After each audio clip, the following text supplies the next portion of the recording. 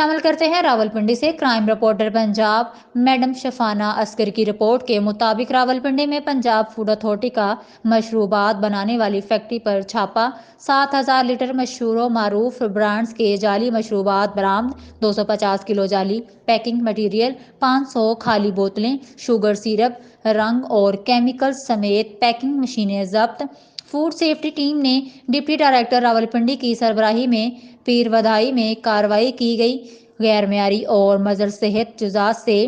تیار مشروبات کو معروف برانڈز کے جعلی لیبلز میں پیک کیا جا رہا تھا جلد سازی پر فیکٹری مالک کے خلاف مقدمہ درج کر لیا گیا